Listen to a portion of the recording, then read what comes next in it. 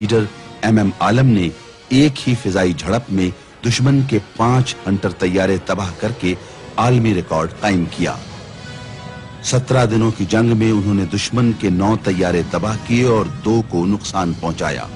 इसके एतराफ में उन्हें 2 बार सितारे जुर्रत के एजाज से नवाजा गया। PAF ने मजबूरी तौर पर 35 तैयारों को फजाई मार्कों में और 43 तैयारों को जमीन पर तबाह किया। दुश्मन के 32 तैयारा शिकन तोपों का निशाना बने। इस तरह भारत के कुल 110 तैयारे तबाह हुए और 19 को शदीद नुकसान पहुंचा।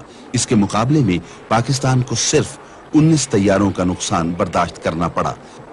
जमीनी और फजाई बरतरी हासिल करने के साथ साथ पाकिस्तान की तीसरी कुव्वत बहरिया ने भी अपने से कई गुना बड़ी बहरी ताकत का गुरूर हमेशा के लिए खाक में मिला दिया।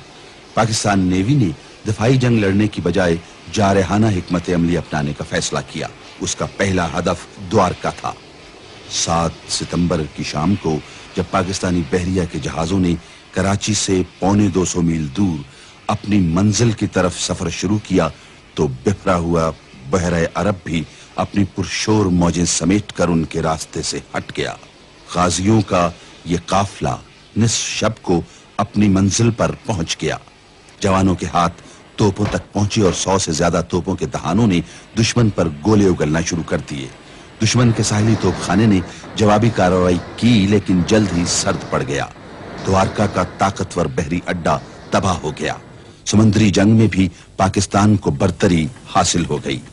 12 घंटे से भी कम वक्त में यह मिशन मुकम्मल करके पाकिस्तानी बेड़ा वापस आ गया। बंबई भारतीय बहरिया का हेडक्वार्टर था, लेकिन उसे सिर्फ एक पाकिस्तानी आबदोज गाजी ने पूरी जंग के दौरान मुहासरे में लिए रखा।